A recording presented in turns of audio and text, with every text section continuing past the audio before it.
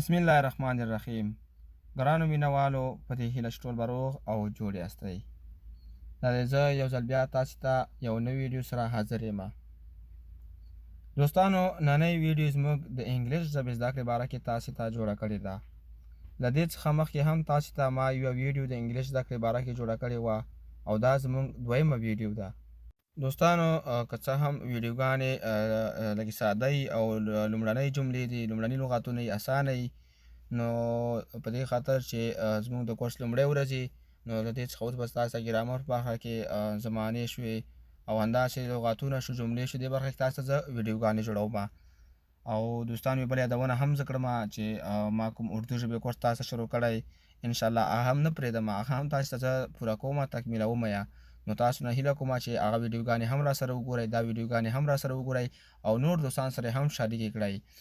نو انشاءالله زه به پر نورې ویډیوګانې همدارنګه لکه څنګه ما مخکې یادونه وکړه ټکنالوژۍ باره کې به هم ستاسو زه ویډیوګانې جوړوم. خو لومړی به تاسو ته دا دوه کورسونه د اردو ژبې او انګلیش ژبې زده کړې مخې ته وړم، له هغې څخه وروسته به تاسو ته د نورو شیانو باره کې ویډیوګانې جوړوم. نو تاسو نو یوه هیله کوم که تاسو زموږ یوټیوب چینل انلاین لرنۍ سبسکرایب کړئ، نو هیله ده چې زموږ یوټیوب چینل سره سبسکرایب کړئ او زموږ ویډیوګانې سره لایک او شیر کړئ. راځئ چې ویډیو شروع کړو. لومړی جمله This is a book. دوستانو دلته مانا یوه غلطي شوې ده، is نه ده راغلی، تاسو به دلته is اضافه کړئ. This is a book. دا یو کتاب دی. This is a book. دا یو کتاب دی. That is a pen. هغه یو قلم دی. That is a pen. هغه یو قلم دی. دوستانو this شی د نږدې شي لپاره استعمالیږي او ډاټ شی د لرې شي لپاره استعمالیږي. هغه شی مطلب لرې وي چې هغه یو قلم دی، هغه یو قلم دی لرې. ډاټ is a pen. او چې وایي چې دا یو قلم دی، this is a pen. دا یو قلم دی. This is a notebook. دا یوه کتابچه ده. This is a notebook.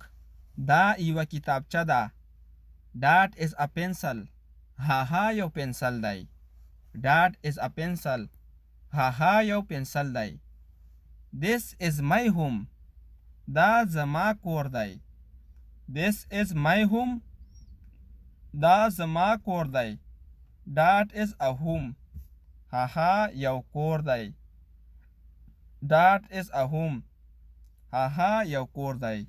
دوستانو دلته ای دې پر استعمالیږي چې کله یو شی یو وي، سنګل وي، نو هغې پر بیا تاسې ای راولئ، لکه ډاټ از ا هوم. هغه یو کور دی. هی از ا ګوډ بوای.